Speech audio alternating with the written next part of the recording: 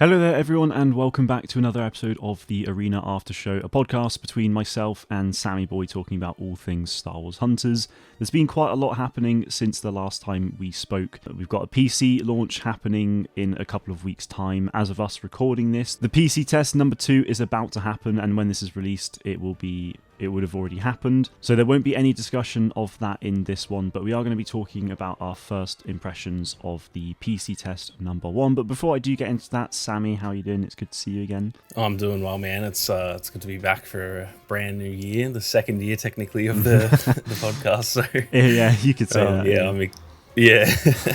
I'm excited to get back into it, and I think it's a very, very big year for this game. So I'm really keen to get into the swing of not only this episode but all the episodes moving forward and discuss the game that we both love. A lot to happen this year. But before we talk about this year, let's go back to last year then. So the first PC test happened on the 13th of December to the 16th of December, I believe. So it wasn't actually that long ago. It does feel like it was a while ago. Obviously, the sort of two biggest things with this PC test, besides the fact that it's now on PC, was the huge visual upgrade from Switch and mobile, but also the fact that it was a 300 FPS cap as well. We didn't get to play everything. Nox wasn't in there. Basically nothing from Season 4 besides the map. Endor Aftermath was there as well. But what were your overall impressions, first of all, of this PC test? Yeah, I was really pleased with it. It felt... It's hard to explain. It felt exactly how I expected it to, and yet I was still really happy with that because I don't know, it just felt like the game that I've been playing for years, but it's so smooth, it looks so much better. But it didn't feel... I was not so much concerned, but I thought, maybe it'll feel weird on keyboard and mouse, because obviously you and I both used to play on Nox, and you just sort of couldn't play on keyboard and mouse very well. Yeah. So and obviously that's an emulator, so it wasn't like I was expecting that, but I thought, okay, that's my only experience on keyboard and mouse. Yeah. Maybe it won't suit that or anything, but it felt really good. I pretty much exclusively played it keyboard and mouse just to kind of, I guess, get the feeling of that, because I already know it plays really well on controller. I played a few games just to sort of double check it feels the same, but yeah, I mostly played keyboard and mouse, and it felt really, really good, to the point I actually think I'm going to just switch to keyboard and mouse once it actually launches. So I'm really pleased with it. Yeah, there's not really any complaints that I have. The only, I wish we had more maps to play in it, but that's not an actual complaint because it's a playtest. I'm not going to suck about a lack of content in a playtest that was going for 4 days. So that's really the only thing of it would have been cool to play all the maps, but who actually cares? If they only had one map in there, I wouldn't have cared. It was all about making sure everything works. So games, yeah. So I'm really pleased with it. The only real concern I have is to do with the play counts, which were really concerning. But again, it's a playtest. I'm not going to look too deep into that until the actual launch. But sense. I definitely would say I expected a few more players than that. Then again, they haven't really advertised the fact that there is a playtest other than to the current community who already play it on Switch or mobile. So yeah, that's true. Yeah, it's hard to gauge that. Yeah, it is difficult, because I think for those who didn't see, I think the player count peaked at about 350 players at one point, which I think was something like that. Pretty much the hour it went live or something, and then for the most part it sort of stuck around about 150 players the entire time, basically. Yeah. And that's kind of how every time I looked, it was maybe around 100 people playing and stuff, which, I mean, for a PC test, it's fine, but it did make me a little bit concerned. But I think, like you said, because it was a test, I don't really want to look into it too much. And at the end of the day, this is an early access launch, so it's not necessarily going to be a big swanky launch that they are going to market the hell out of. That might come later in the year, whereas this one, they'll talk about it obviously, but maybe not going to expect a stupid number of players, but we'll see. As for my impressions, I really enjoyed it. I'm not a PC gamer myself, so I think it was really interesting looking at feedback for the PC test on Discord, because a lot of people who are big PC gamers were like, oh, it needs this, that, the other. For me personally, because I've just been playing this game so much on mobile and Switch, and like I said, I'm not a PC gamer, I was just over the moon with it. It was absolutely fine for me. I got to play it at 240 FPS, which is what my monitor's at. If it was 300, it would have been absolutely fine. It was just incredibly smooth. like visually it was just absolutely stunning. It was a shame not to play all of the maps just because I'm so keen to see what they look like compared to the Switch. But yeah, overall I'm very happy with it. I tried mouse and keyboard, but I am just terrible with it.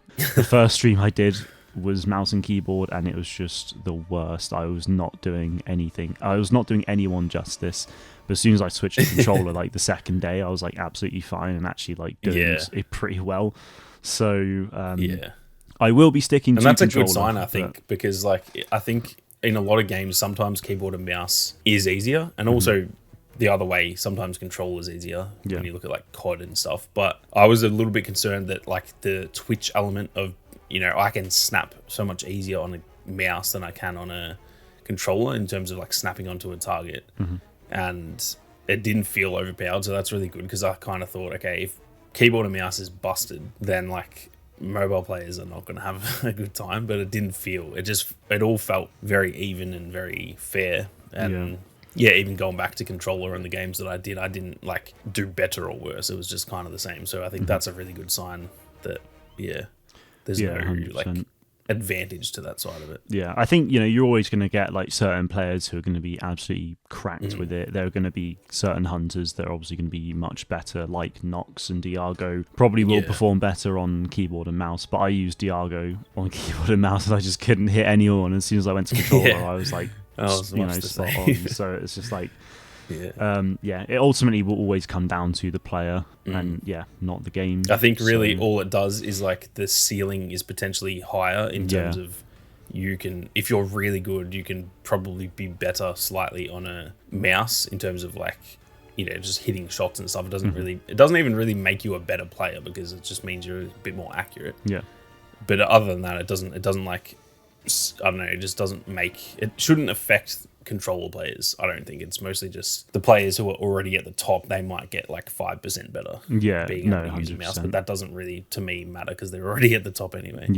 And I think ultimately the benefit is the frame rate the same, at the end of the day. Like I play on Switch at the moment mostly because of like ease of streaming and getting content and things like that, and so I'm playing at 30 FPS, so being able to go at 240 now is just insane. Obviously the cap is 300, so I could get 10 times what I'm used to, but unfortunately I don't have a monitor for that. But just being able to play at such a high frame rate is just insane. And like because normally in games I maybe go like, I don't know, if it's like squad brawl, there are times I'd potentially go like 10 and 4, or depending on who I'm playing with, it might be like a 10 and 10, depends on the day, depends on the game. But most of my games on PC, I was actually like 10 and 2, like a lot of them. I feel like I played a lot better, and I think the frame rate definitely helped. How that's going to go this weekend, I don't know. I could have just said all this and I have an absolute stinker of a weekend, and when it launches fully I might also be horrendous, but we'll see. But I think it definitely helps just that it feels smooth, it feels nice, so you're not like, it's not that the gameplay on the Switch is clunky at all, because it feels good on the Switch, but like I think in comparison, I never had a problem with the Switch, whereas now going back to the Switch is kind of like, oh man, this does feel slightly clunkier than what I've just played, because and that's not a knock on the Switch version, that's just how good it felt.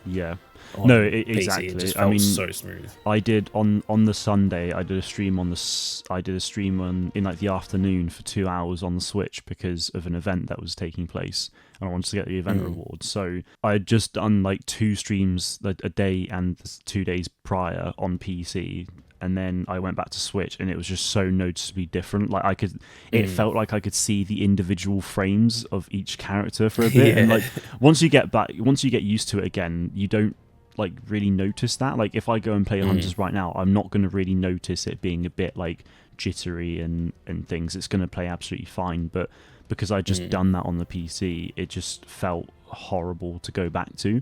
And later in the evening, I then went back to PC, and it was so much nicer. So once it does happen, I will definitely do that. I will stick on PC for the most part, but I think just what I really loved about the test and what I'm excited for with the PC launch is just like the visual improvements and the frame rate increase. Like for me, just breathes such a big like breath of fresh air into the game. Like you and I have been playing this game now for over 3 years.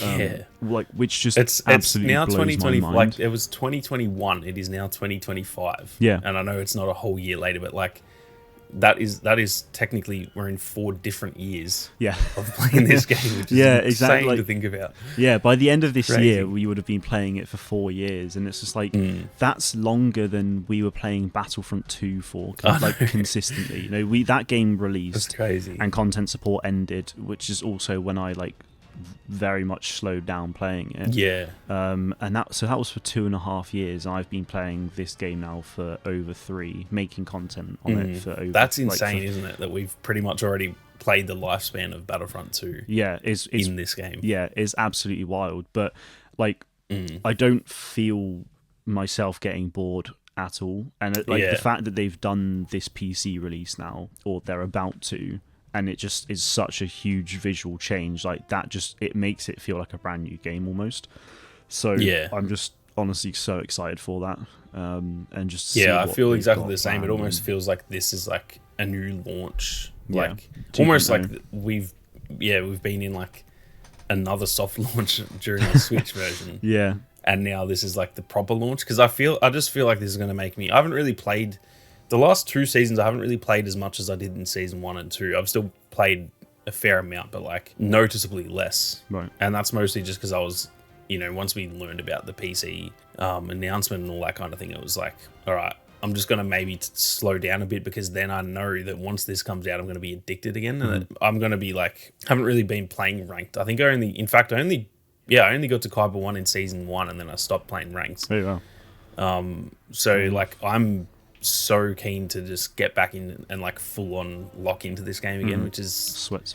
awesome that it's done that for, like we said, considering it's been out 3+ years now, and I'm still getting like this weekend with, obviously we're recording in advance, but with the playtest, I'm like itching right now. I'm just thinking about Hunters. I'm like, oh man, I just want to play it so bad on the PC. Like I probably won't play on the Switch today or tomorrow, because it's like I'm just kind of waiting for that PC version. So I think it's a good thing that they've done the PC launch. I hope to see, if it has any success at all, I hope to see console versions as well, so that just for the play base, not for me, I'd probably still play it on PC anyway, but like it still would be really good for the game. So yeah, I mean I think they just need to keep that's an interesting trucking on point, with that stuff. because I saw Azatri make a comment a few weeks ago, and he was saying, and actually like it made sense really, and I think we've maybe spoken about it before years ago, but like PlayStation was like the biggest market for Star Wars Battlefront 2.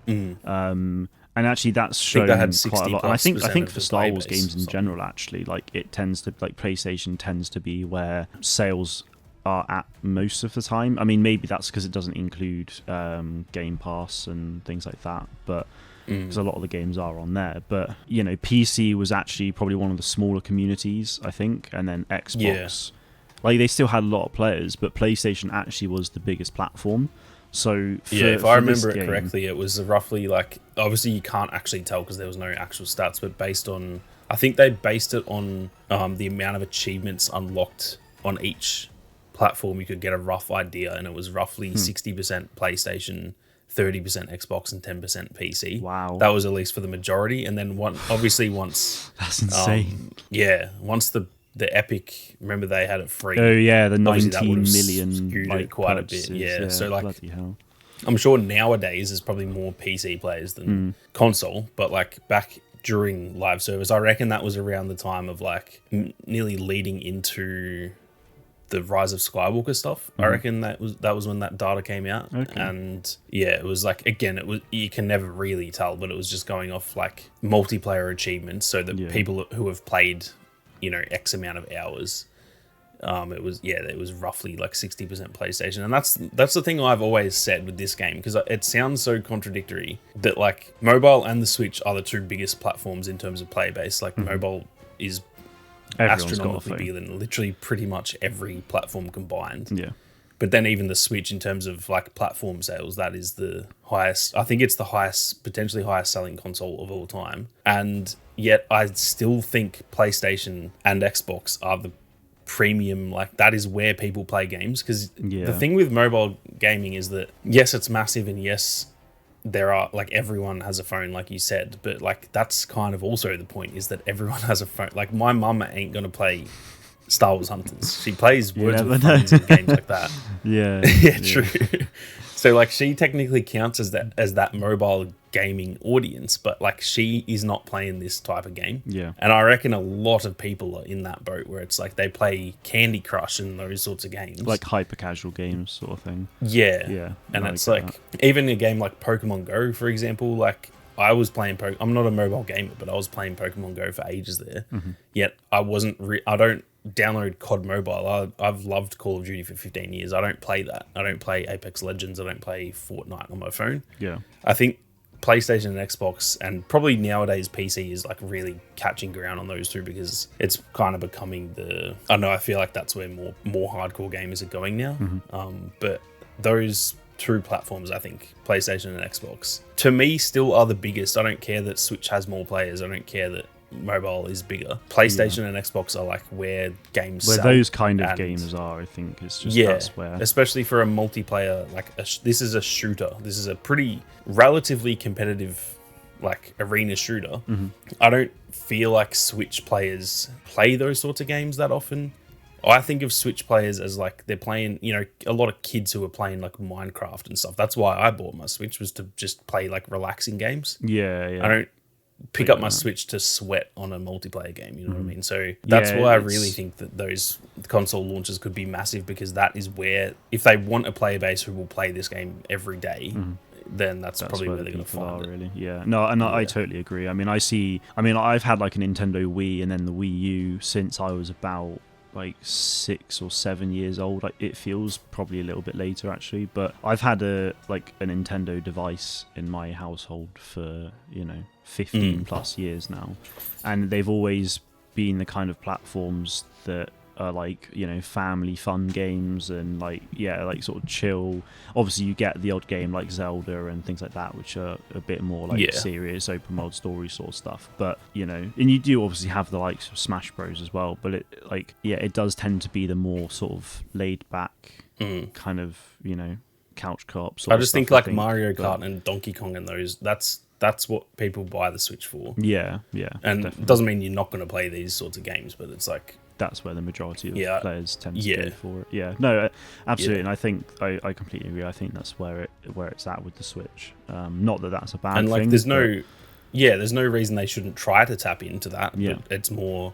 I don't think that should be their focus. I think the way that they've launched this game. Let's just say it does launch on the consoles. It almost feels like they've done it backwards actually, where it should have probably launched on PlayStation and Xbox first, and obviously PC as well, and then you do the Switch and the mobile versions of it. Yeah, and that would then potentially draw in a heap of players that makes them more money and stuff. But yeah, I think that those aren't necessarily the platforms they should be targeting. And now I think now that we're on the PC, they should treat this as a PC game that just happens to be on those platforms, not they shouldn't be treating this like a mobile game, because it literally no longer is, since it's on Steam. Yeah. I mean, it's kind of like they're almost doing a bit of like reverse Fortnite in a way, because that obviously came out on PC, PlayStation, Xbox, and then they later released it for mobile and Switch as well. But to be honest, I don't think the way they have done it is a bad thing either, because they've made a game for mobile and Switch, which means that from a hardware perspective, they need to conform to some pretty ancient stuff with the Switch. Like, the Switch is like 10 plus year old hardware now. Like, that's so old, which means that going to something like PC and other newer consoles, that makes it so much like, I feel like it would be easier to upgrade rather than downgrade your game. Yeah, they don't have to have like optimization. Like, I feel like if you made essentially the game we have played on the PC playtest, and then you try to like crunch that down into a Switch version, there's a way bigger chance of it like having a lot of issues and it just doesn't run well and stuff. Whereas because they did it the other way, it's actually, now we're looking at it going, damn, this plays so well, because it's an upgrade now. It's not, essentially that would be a downgrade. I think when they make Switch and mobile ports, that is usually kind of a downgraded version of the game, but it's in this way, it's actually quite the opposite, that they're now upgrading it for the other platforms, which so it's not a bad way of doing it. It's more just I really hope that they do. I'd hate for them to not ever tap into that PlayStation, specifically even just PlayStation. Like Xbox doesn't have a huge player base at the moment. They're just with the way that they've handled things over the last few years. I think it's nearly 5-1 that PlayStation 5 is outselling the Series X and S. Damn. So it's like PlayStation is clearly the place to be, and obviously you'd still just put it on Xbox anyway. But yeah, well, I mean, I just think this game plastered on the PlayStation Store as a free-to-play Star Wars game. That's you get 10 million new players in the first weekend. No, exactly. Like if they can tap into that, it'd be huge. And I think with the Xbox thing, it's probably just because of the fact that every Xbox game is available on PC anyway. So like a lot of people don't feel they need to go for an Xbox really. But yeah, I mean, if they can tap into those other consoles later this year, that would be really nice. I feel like now that they've got the PC version, it probably I can't see it being too difficult to then put it on PlayStation and Xbox, considering they've already got the control schemes and everything for Switch. Like, I mean, obviously I'm no expert on all of this, but I feel like the fact that they've got that kind of workflow already sort of in place, they know what they're doing. They've already got compatibility for these controllers, but they've also got the upgraded version of the game with PC. If they can then make that for PlayStation and Xbox, it almost feels like it's like blending those two. Yeah, exactly. Like it would be like an amazing middle ground. And you know, but even then, the game on PC requires 10-year-old hardware as well. Like the GPU for it is literally like came out in 2014 for the minimum spec, which is just insane. So I feel like you'd actually get the same game but on PlayStation 5 and Xbox, but it would only be 120 FPS because that's what they max out as. But that would be fine. And that's, I mean, that's kind of like a bit of what my expectations are for later in the year. Like we'll talk more about our expectations of like Zynga and the game for its main PC launch, but I feel like if it goes well enough in early access, they may very well announce Xbox and PlayStation at some point. But talking more about the here, now, and, well, the very soon, Season 5, of course, is on the way, which is also when PC early access launch goes live. So January 27th, which is a Monday, is when the PC early access goes up. And then... So that'll also be when the update goes live for Season 5 as well. So if you are familiar with the seasonal updates, then you'll know that on the Monday the update goes live. On the Tuesday, that's when the season actually starts. So that's cool. We'll be able to actually play Coruscant as of the Monday, not the Tuesday, but the new season will begin on Tuesday.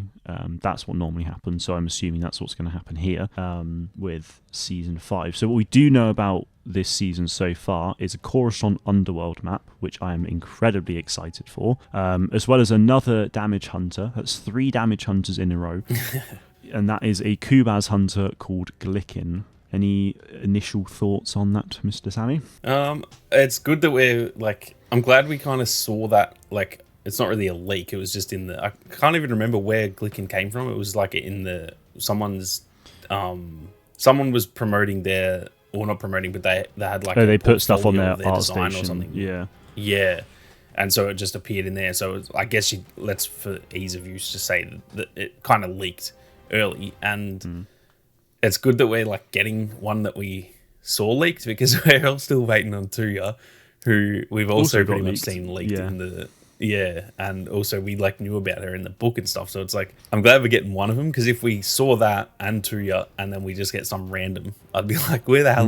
What's going on? Which isn't a bad thing, because it's like just means they're well ahead. But yeah, I'm really keen to see what Glicken is like. I have honestly zero. I feel like with most other hunters, you can kind of roughly guess what they're going to be, but I honestly have no clue what Glicken is gonna, what is their weapon gonna be? How are they gonna play? I have no idea, and I'm actually pretty excited about that. So, it's hard to say because we don't really know too much, but I'm definitely excited. I think, look, another Damage Hunter. We don't really need more at the moment. I think we are desperately in need. Like, I'll actually be starting to get a bit annoyed if the next season isn't Tuya or another support hunter. But so that's really my only complaint. But it's also not like game breaking, I don't think, especially with the Sprocket rework. I actually really liked Sprocket in that playtest, and I think that kind of shakes up the meta just a little bit when it comes to the support hunters, because now it just felt like none of them were really, after the score nerfs, none of them felt like super viable. They were all decent, they're all very usable, but none of them are like kind of good in every way, whereas Sprocket felt like I can heal people but I can also defend myself.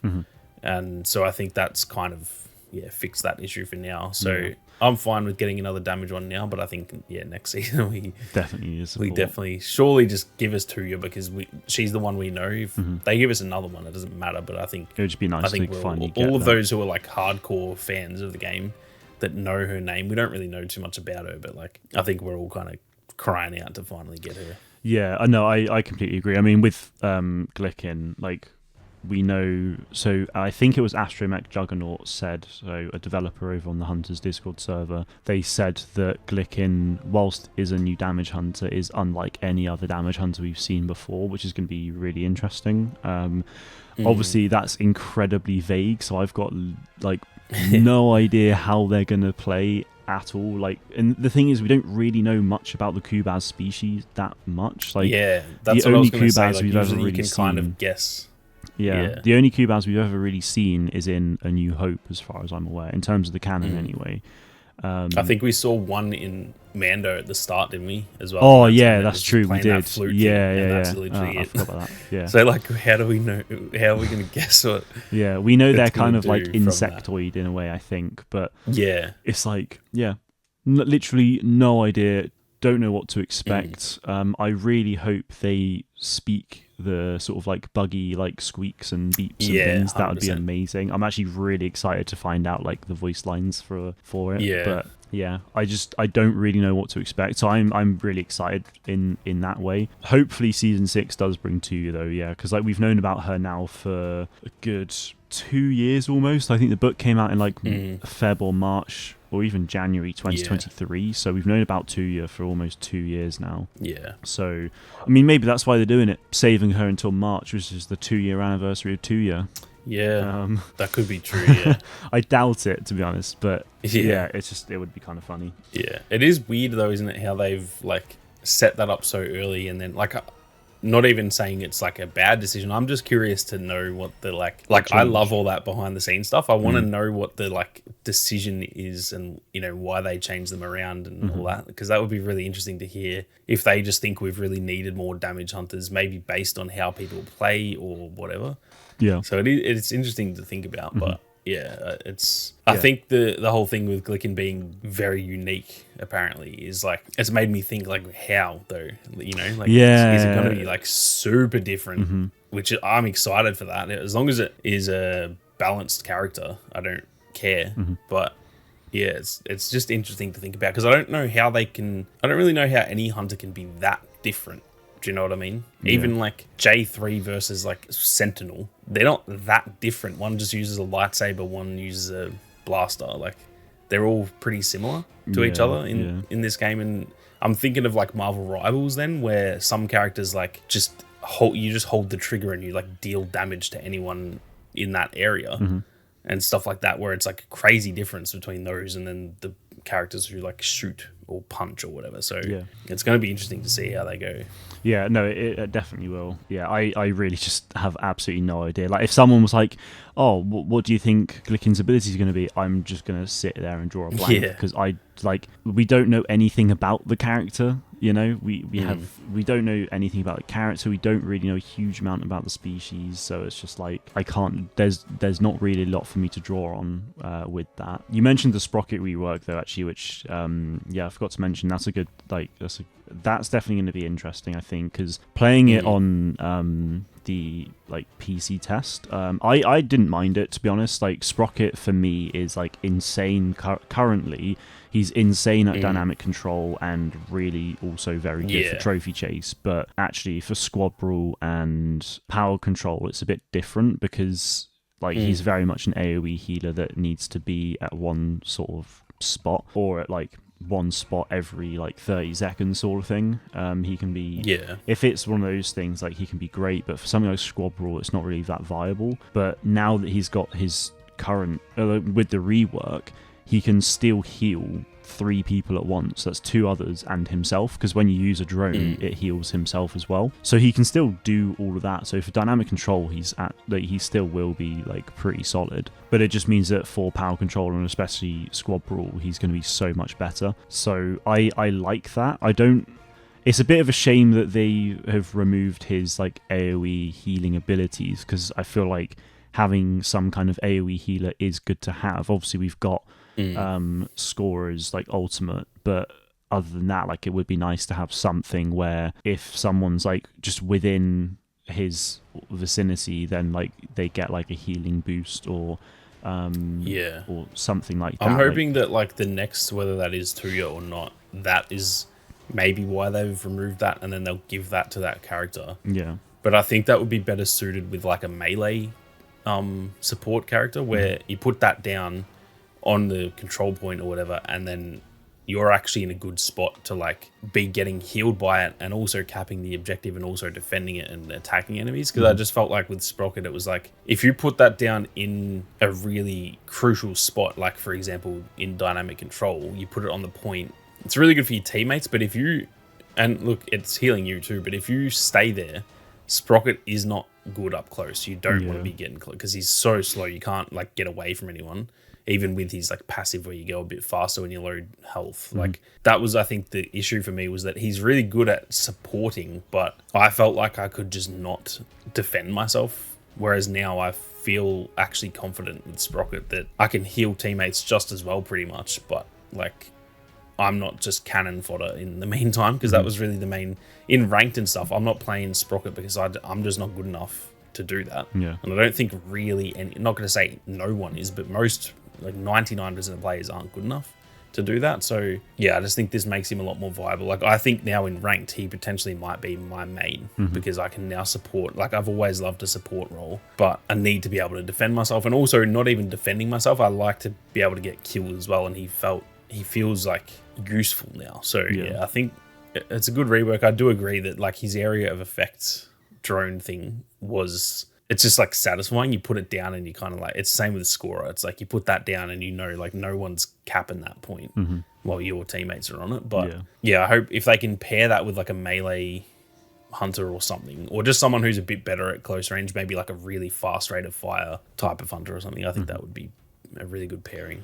Yeah, 100%. With Coruscant Underworld then, obviously this will be the first time we've had Coruscant in a multiplayer game for years, really.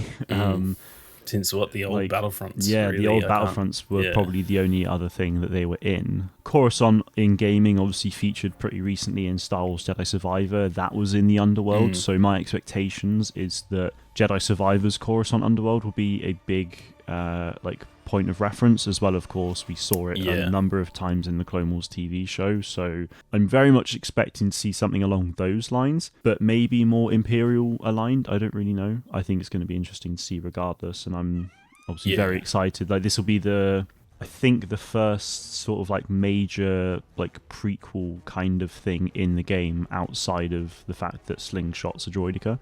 Yeah, true. I didn't even could think be of wrong. That, actually, there's really not that much prequel stuff, is there? No, I mean there's like the odd setting, cosmetic. So fair enough, but there's the odd cosmetic as well. But yeah, in terms of like maps and anyway, it's like the first prequel thing really, which excuse me, is quite exciting. Well, I mean I do say that, but we've got 2 Mos Espa maps, and Mos Espa obviously first appeared in episode 1. But yeah, true. I think it's not like everyone definitely associates those more though with the original. like, yeah, I mean Waystation's more like the Book of Boba Fett themed than anything else.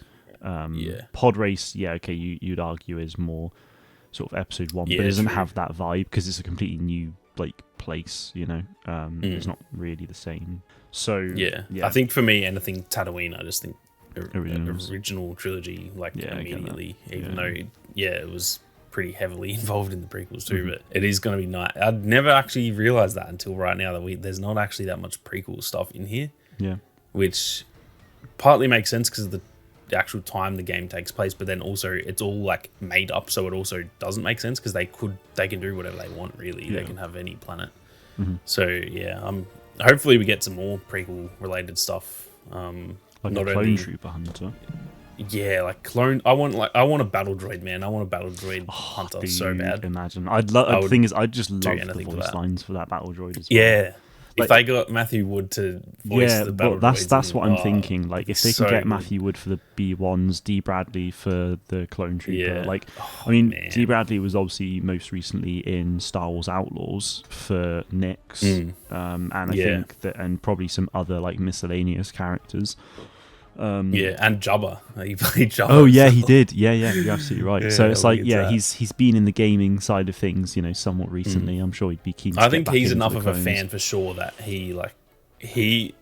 I think those type of guys just do anything. Like, it's not a matter I don't think Zynga would need to be like, oh, we can't afford him. Like, they want to do that stuff. Obviously, you still need to pay them well, but like, and same with Matthew Wood, he freaking loves it. Like, I think initially he's a audio technician on the prequels, but he like did the voices, and then he ended up doing Grievous as well. Yeah. So like, he's clearly a big fan. Yeah. I think those guys would definitely be down for it. Obviously, Zynga can afford it. I'm sick of like trying to defend them with their money. They haven't spent. They are literally the on biggest marketing, mobile so- publisher in the world. So Yeah.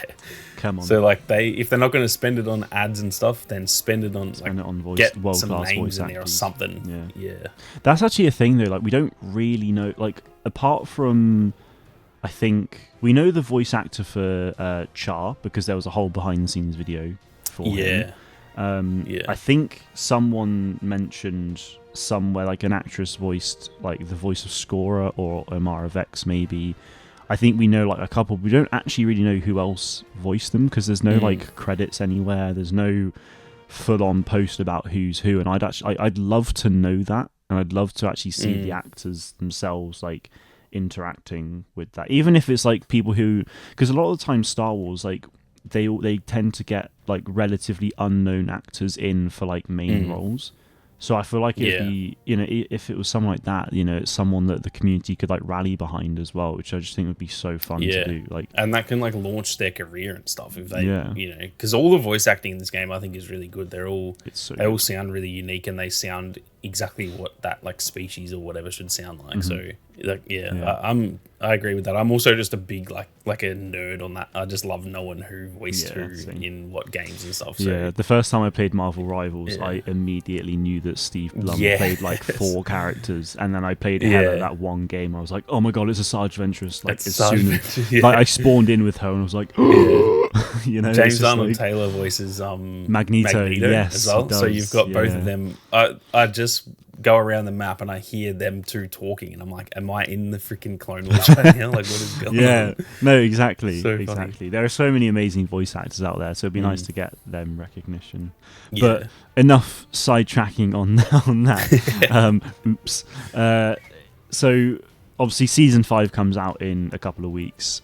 That's when the early access period for PC begins, and we know that this is the early access period, so I don't feel like the advertising's going to be like crazy big, because they've already said, for a full release mid 2020, like targeting mid 2025. So I feel like that's where a lot of the marketing's going to lie. But have you got any other hopes for this?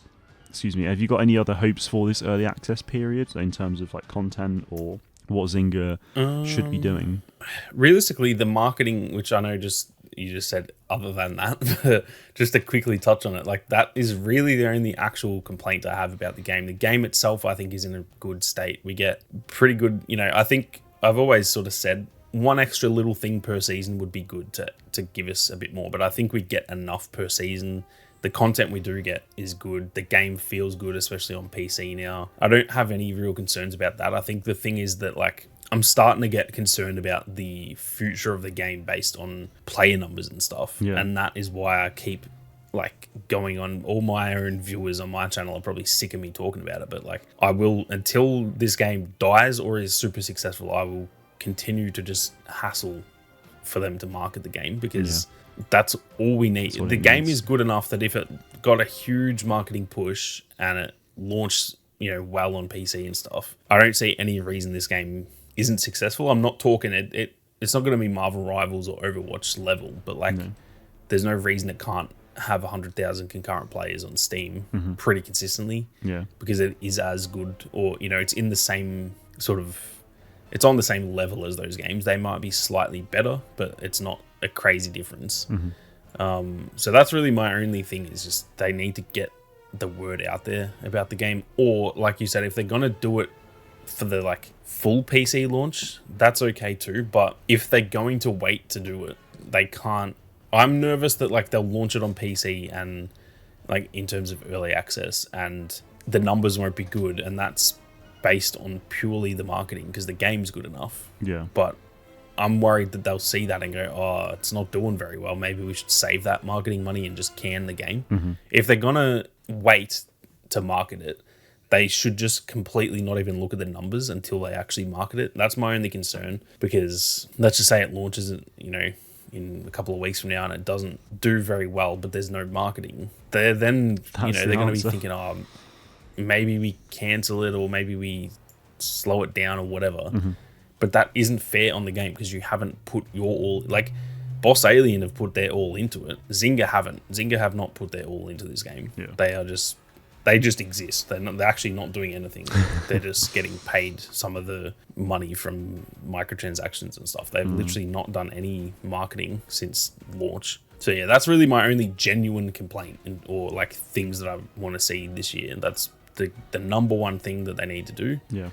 But outside of that, in terms of what I hope for the early access, I just hope it's steady. I just hope that it launches well, which it feels like it will. Felt perfectly fine on the PC in the first playtest. So yeah, I just think it needs to launch stable and then just continue doing what they're doing. Maybe give us Escort, or do that one extra little thing that gets us more excited per season, so that we can start to because I think the ball needs to start rolling for the game. It does feel like, even though I'm enjoying it and you're enjoying it, there's not that much hype around it. I think they need to slowly start ramping that up through the in-game stuff, so that the community is just having more and more fun with it. But yeah, that's until the actual launch. I don't know if there's really too much more that I can hope for. Yeah. Okay. Because for me, really, it's just down to get the marketing out there and get people playing the game. Because I think I think if this had a big influx, there's nothing that they're doing that I'm thinking, oh man, if they get 100,000 players, those players won't like it because of this, this, and this. I don't think there's that much to dislike about it. The people who won't like it just simply won't like the style of game, and that's fine. But there's nothing actual critique worthy that you can go, oh, this game's going to fail because there's not enough maps or something. Like, all of the actual in-game stuff is really good. So yeah, I just think that's always going to be number one for me until the game is successful. I'm just going to keep hassling them about trying to market it. Yeah, no, I mean, I think I'm in a very similar boat to you there, really, where the marketing, I mean, I've been saying this publicly and in the server and whatnot for a while now. Like, the marketing is just where the improvement is needed mostly. Completely with you. The game itself is absolutely great. I'm really enjoying it. Like, I could do with some more features and things, which I'm going to talk about in a second. Yeah. But yeah, the marketing's really where it's at. And the trailers they do every season, they're pretty solid. They're really good trailers. I really enjoy watching them. But I don't even necessarily think it's that. I think it's it's just ad spend. I think that's where 100%. They need to go. Actually, because they did it a little bit at launch and pre-launch for mobile and Switch. They went on Facebook, Instagram, YouTube, TikTok. I had adverts for the game quite a bit on all of those platforms. But I think because it's mobile and Switch, it didn't necessarily get a huge draw. But I think once they release it on PC, if they do another big ad spend on all of these platforms, it's PC available now sort of thing, that might gather a lot more interest than what it did before. So I feel like a big ad spend campaign would be really beneficial. Obviously, I could be wrong. 100%. I'm not the one. Even just stuff on the Steam store, for example, when Marvel Rivals launched, that had the whole front page of Steam, which would have cost them a bag, but who cares? It's Zynga. I don't care. The money's no excuse. I don't ever care about them. Yeah. It feels like a small indie team because it's Boss Alien, so I give them the benefit of the doubt when it comes to that stuff, because they are a small team, but Zynga is not small. They have literally got no excuses. Yeah, they should be buying the front page of Steam for a week.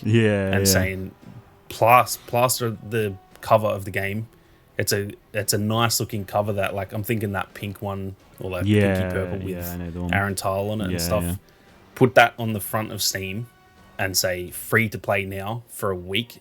Put that up there, and You'll get that downloads alone galore. will get so many players. Yeah. But I guarantee they don't. I guarantee there's no advertising on Steam. They whatsoever. literally I'll be painted shocked the if side there of a is. building for a long. I don't know. Yeah. How long that actually stayed up for, but they literally painted the side of a building in 3 different countries. I think they can do the Steam page for a little bit. But I mean, I get like that would cost a lot of money, but yeah, like it shouldn't really be. Yeah. Like if they're actually like the thing is, this is Zynga's first PC release. Like they should be putting everything into this if they want it to be a success. 100%. And if it's not a success, then I mean we've known exactly why for the last like 3 years really. Yeah, but yeah, that's the thing that's crazy to me is like, how do we know this and they don't? How we are not? I'm not qualified to know this. I fucking make YouTube videos. Yeah. Like I'm just some random dude sitting in a room talking. Yeah. How do I know this? And the people who have gone to university and all that and studied to be in marketing, and they don't get it, it's absurd to me. So like, just spend the money. I don't care what it costs, because you can say, well, the game's not bringing in that much money, so we can't afford it. You are literally owned by Take-Two. They own freaking Rockstar. And they're like the biggest publisher in the world. They are, yeah. It's like their money, they would make however many billions per year. It's not going to cost you $1 billion to rent the Steam just page. like put like a few like mil it's into probably, I don't know how many, it might even be $1 million, which is a lot of money to us, but to them, that is chump change. It's pittance. $1 million. That's 1 hour's nothing work to them. Yeah.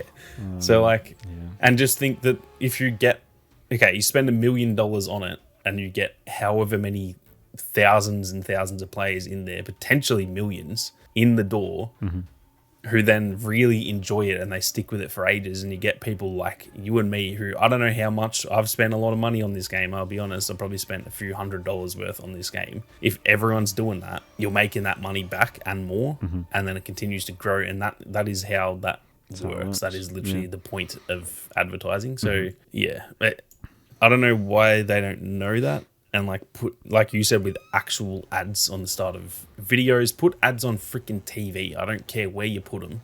Yeah, put them on the sides of buses. Yeah, that's the other thing. For the second podcast in a row, I'm asking.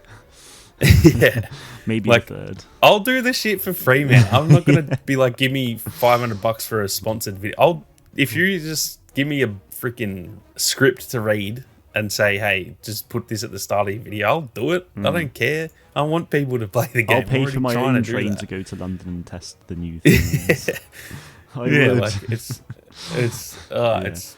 funny. It's so frustrating because every other game has proven over the last 10-ish years that like the creator economy that has been built is the way to go. That is why you look at Marvel Rivals. They just showed off all the Fantastic Four characters with streamers. They were doing like they were playing them early and stuff. That works so well. All I have seen is just people talking, oh my god, look how awesome Reed looks and Johnny looks awesome and all this. Like, that is what builds hype, because I think people are so jaded by these big companies, we don't really listen to them anymore. Trailers don't really do it for most people, even though they're cool to watch, but like, it doesn't sell you on the product anymore. But people who, trust their favorite creators, they watch them every day or every week, and they really like that person. If that person's telling them, hey, this game's actually really fun, you should jump on and play it, they're way more likely to listen to that person than Zynga, because no one really cares about Zynga. So that's the other side of it. Not even just spending money on actual ads and stuff and trailers and all that.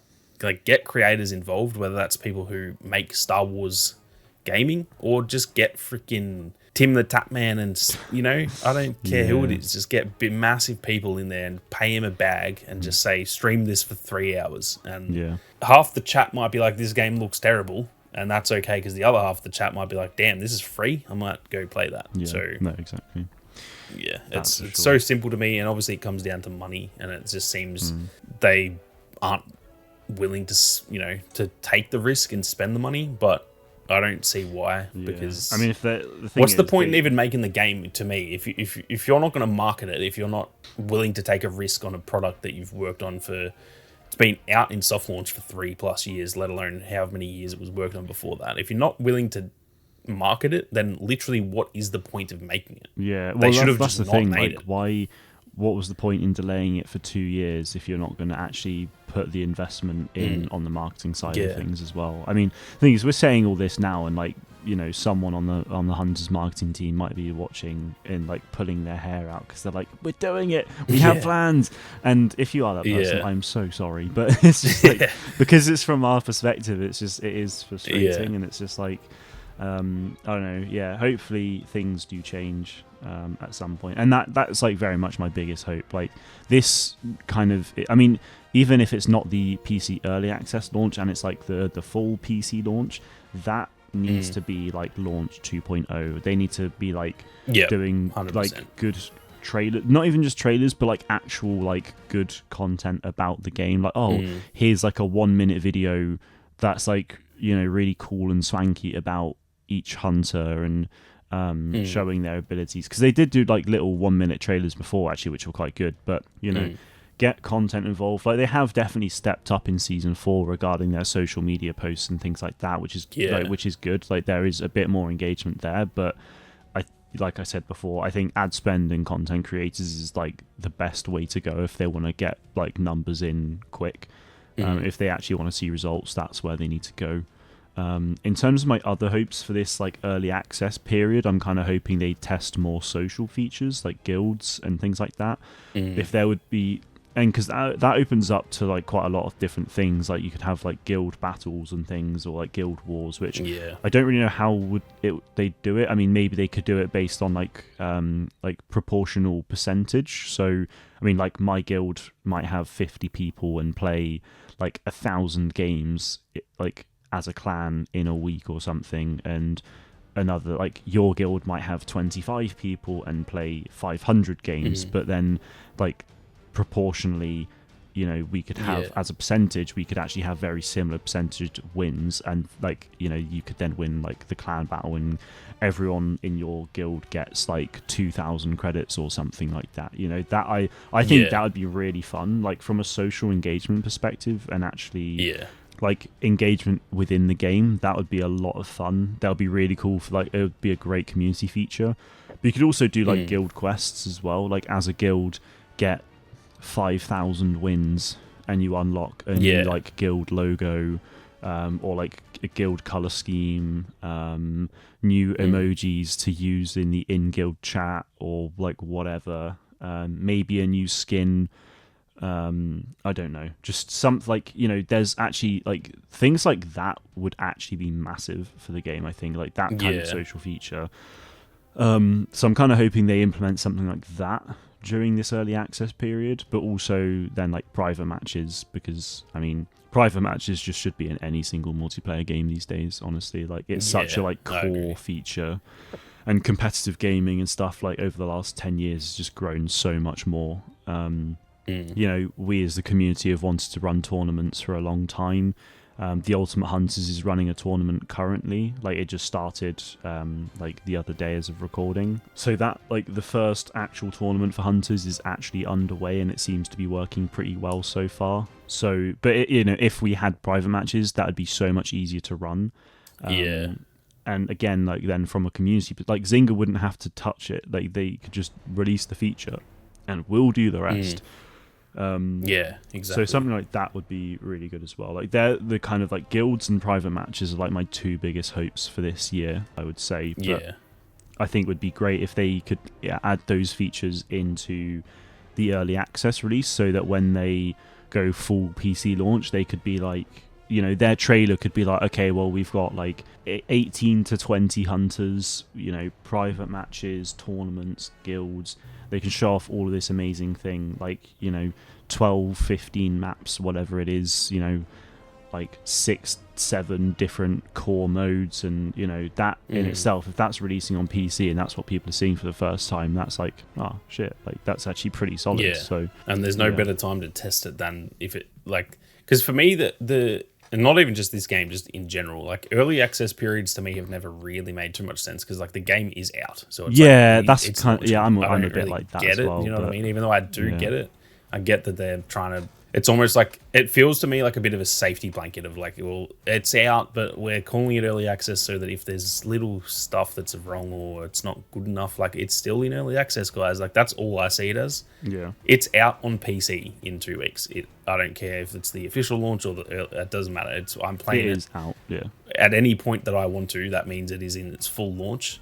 If it's in a beta, then it means I can only play it for a weekend or whatever, and then it's gone. So that's different. But like, I've never really understood that period. But that being said, if they're gonna call it early access, that's when you do your testing, because then you can, if you do something, you can get away with murder, doesn't work or whatever, then it's like, then after just saying all that, would be like, okay, well, fair enough, it's early access, so technically not the full launch. If that feature failed and it didn't work really well or whatever, then okay, they tried something and it's better to do it now than in the full launch. So I think that next few, if they're trying to launch it mid-year, let's just say start of July, right? That gives them now essentially 5 months to do those sorts of things, and maybe the launch would be later than that, whatever, but that's a good amount of time to test features that they have potentially been working on, whether that was in plans for the PC version or if they already were implementing some of this stuff on the Switch before they plan to do that, whatever. But that is definitely the period they kind of need to make the most of early access, because that's kind of my thing with early access, is that if it just launches in early access on the 27th and then they just don't do any new like testing stuff, they don't add new features, and then it just launches again in June or something, then I'm kind of like, what is actually the point of that early access period? No, like exactly. it's already out, you know what I mean? Well, that's the thing. Yeah, if it was just like the same old, like a new hunter, new map, and like a new limited time mode, and that's it every season until full PC launch, it's just like that was pointless. You might as well just call it launch. Exactly. Because that's the thing, is now they could be then, if they're waiting to market it until the actual launch, just why are we not marketing this game now? It's already good enough. Yes, you can add more to it. We can get better features and all that sort of stuff. That doesn't mean it has to be early access. You can launch a game and add to it over time. That's literally what a live service is. Yeah. So then it's like, why are we waiting 5 months to market it? Why don't we just start now and get people in the door now? Because in 5 months, the PC launch, if they don't market it at all, it might be so bad with play numbers that they just go, oh, actually, we're changing out. Like, we're cancelling this now. We thought in June we'd launch it, but like there's 200 players concurrent every day, so like we're just going to cancel it. You know what I mean? I don't want to risk that. That's the one thing I'm nervous about, is that we just don't even make it to this next phase of the game where they're marketing it heaps and we're getting heaps of stuff. I'm nervous that they launch it in early access, which to me, early access just essentially means half-ass. Like, we're just putting it out and it's just technically, quote unquote, not finished. And then they just don't market it, and it just doesn't do well, because to be fair, a lot of people don't, if they're not marketing it, people don't know it exists. People might really love it, but if you're not going to market it, then you'll never know. Yeah. And then the player numbers are low and it's not making money, and they go, all right, well, we'll cancel it. And to me, it's like, if you just don't do that and just market it right now, then it might still fail, and that would suck. But at least we know. I don't want this game to die because we didn't get the marketing. Yeah. If they market it and it just doesn't take off, I think everyone would be like, okay, well, that sucks, but like, fair enough. They did spent heaps of money on the advertising, and the game was good, and it just didn't work. Sometimes that happens. Sometimes games just, everything feels like it should be good enough and it just isn't good enough, and that's okay. But if it fails because they waited an extra 5 months to start marketing it, that is just salt in the wounds, and that's completely on them. That's the thing. If that happened, I'd be furious. I'd actually make like an hour-long video ranting about it. Oh, 100. I would, like, without being personal abuse, I would freaking abuse Zynga. I would lay it on them so bad, because like that is just, would be unacceptable if we get a game that has got this much promise and then they kind of go, oh, we'll wait a bit to market it, and then it dies. Yeah. And all of us players are like, what the hell are you doing? Like, that would, I'd be angrier than any of the EA stuff with Star Wars. I reckon that would be the worst. Yeah, no, thing for me. I think so. I agree. But yeah, hopefully it doesn't come to that. Hopefully it launches absolutely fine. You know, mid 2025 or even late. I can kind of see them like delaying a full PC launch to later on in the year if they needed to. Yeah. But then, you know, apart from the marketing, like, do you have any expectations for the full PC launch then? Like, let's say we've got we've got plenty of new hunters and maps and maybe some new in-game content. Like, what do you have any like expectations for like the full launch at that point? I mean, I guess like for me, I'd say it probably is just the marketing side of things probably would like improve a lot. Yeah, I think like because I could just repeat everything I've already said, so I'll stay away from the marketing side of stuff. But for the actual game features, like what you said, having like guilds and private matches, and then like even just the smaller stuff like a region selector and little things like that, and voice chat, which both of those things have been kind of like data mined, so it seems like they're going to happen. But just things like that, I think if we can just add more features to the game and get it feeling like it is essentially complete, because it feels complete now, but it feels like you can add a lot more to it. For sure. Little things like that. One thing I really want to see is like, I want games to last a lot longer than they do. That's probably in terms of the game itself, that's probably my biggest complaint, is that the 2 to 3 minute long games, it's just not long enough for me. Yeah. Most other shooters out there are 6 to 8 minutes at minimum. Like Call of Duty games usually last for about 7 minutes, and I think that's kind of the sweet spot for that's, even though COD's different, it's still pretty similar. It's an arcadey fun shooter that's pretty similar type of game. Yeah.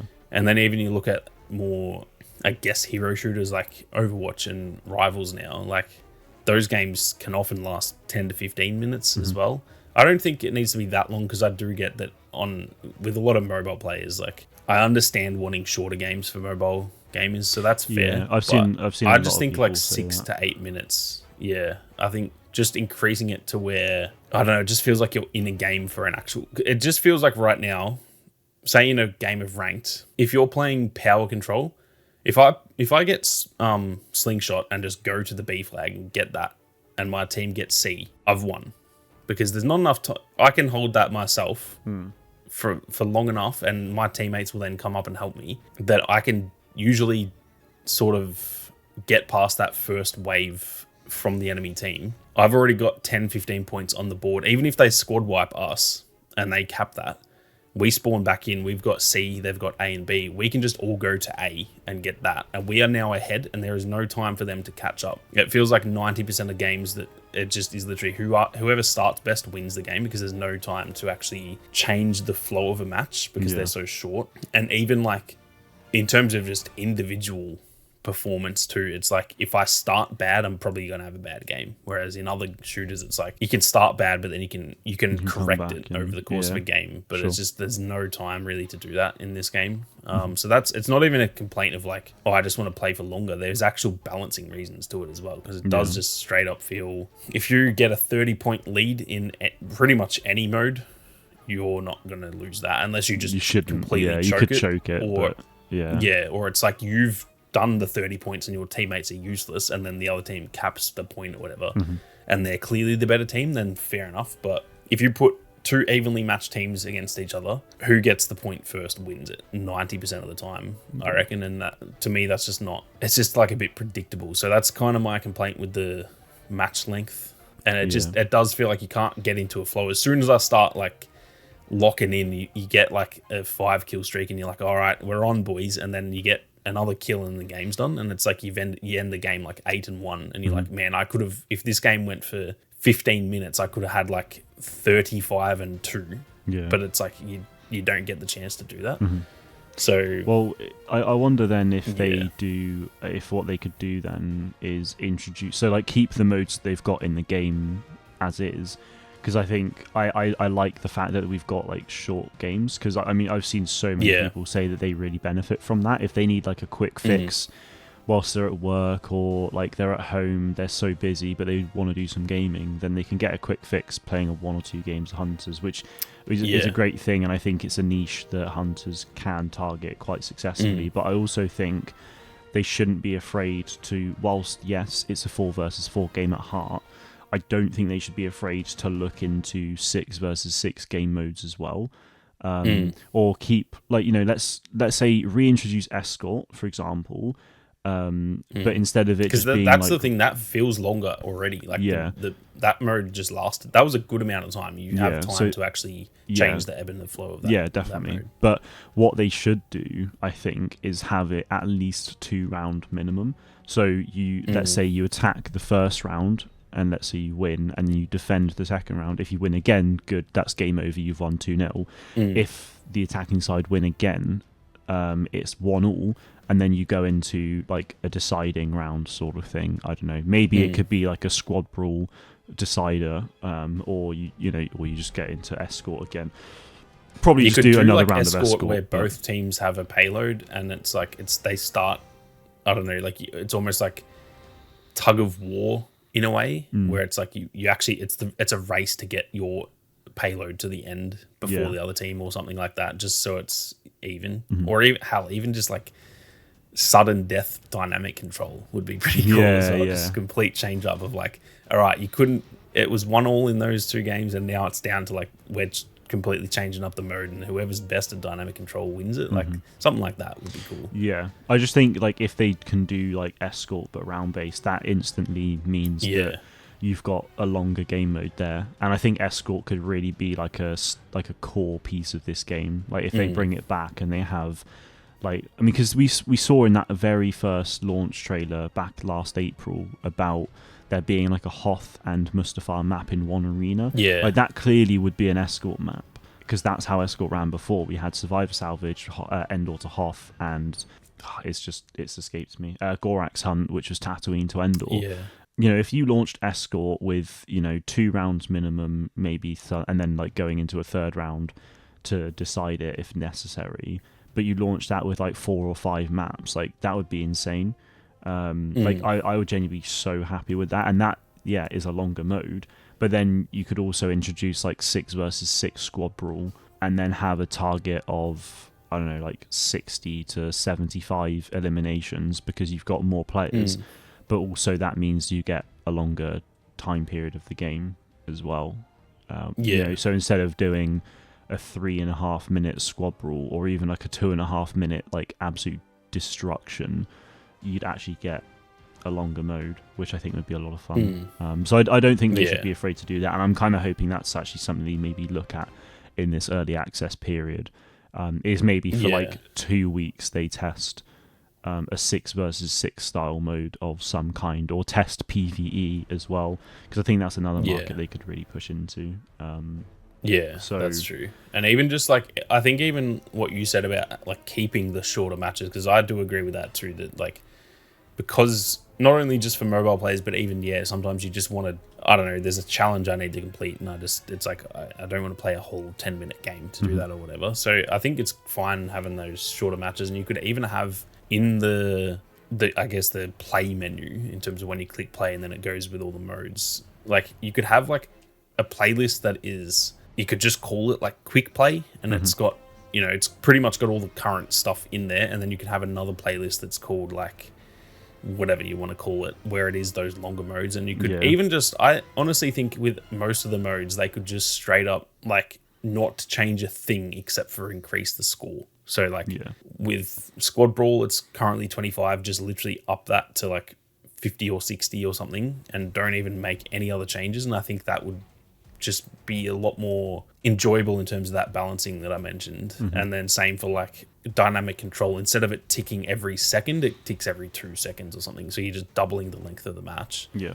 Just little things like that, I think, and having them split into a separate, or even if, maybe they choose certain modes that become long matches. So maybe dynamic control is now a long match, but then they keep squad brawl and power control or something as the quick games, and just having something that we can play longer if we want, or shorter if we want, I think is a really good way to do it, because that's one thing I feel like Battlefield has always done really well, where they've got like Conquest, which they're freaking like half the time they're 20 to sometimes 30 minutes, but not everyone wants to do that. So then you've got your smaller modes like a Rush or just team deathmatch and stuff that are only 10 minutes, and it just means there's kind of something for everyone. Because at the moment there really isn't something for everyone. There's just quick games, and they're not bad. They're still fun. It's just like I just want to be playing those games for longer. Yeah, no, I totally get that. I think if they do introduce longer modes as well, they should have the ability to change Hunter like partway through. But because the games are so short, they shouldn't do that. But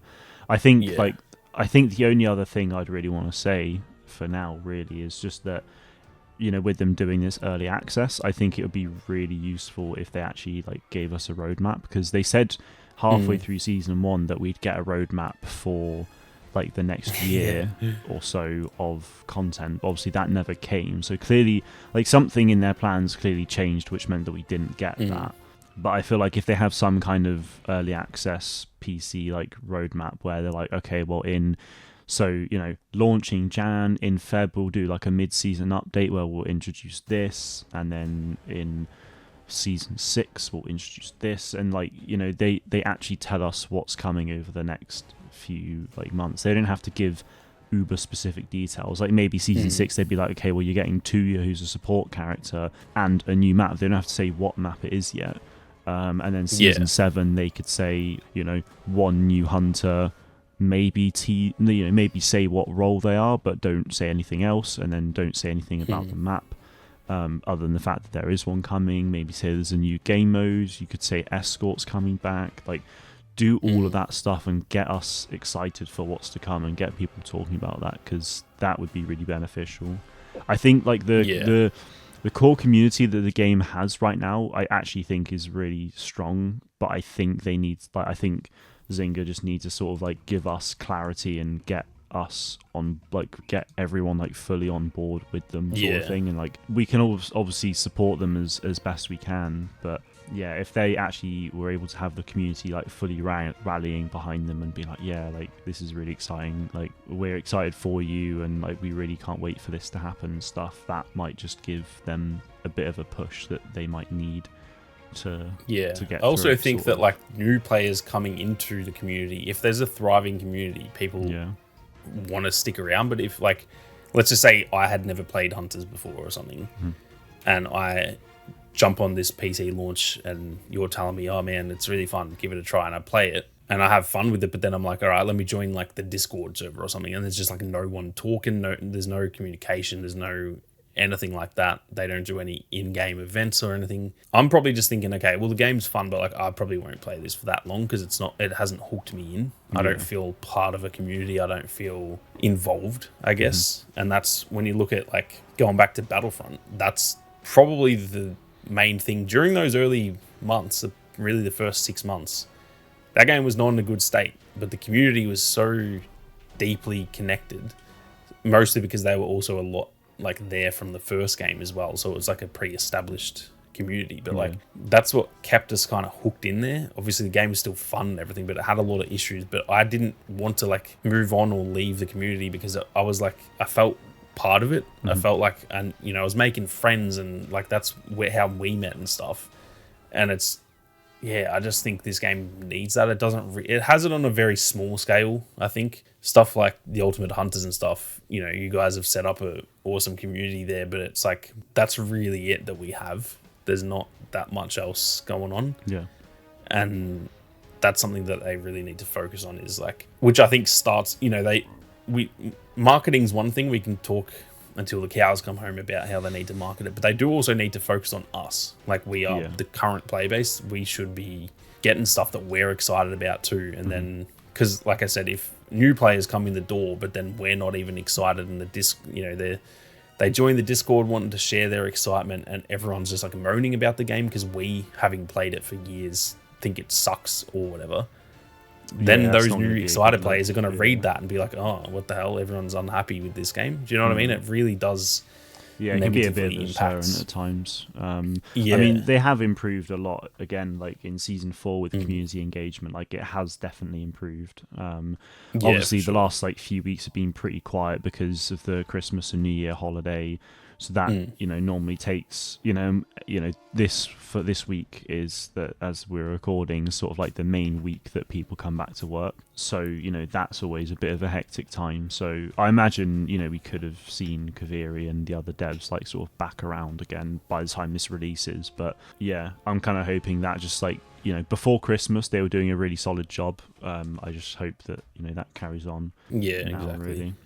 I think the moral of today's episode really has just been, Zynga improved the marketing, as we've said many times already. But I also think just a lot of hope and excitement for PC, but yeah, just hopes and expectations for what could happen for this game within the next. I think it's got few crazy months. potential, and they just need to like that. That's what I was saying before. I think that for now, Boss Alien have like hit that potential level, but Zynga hasn't.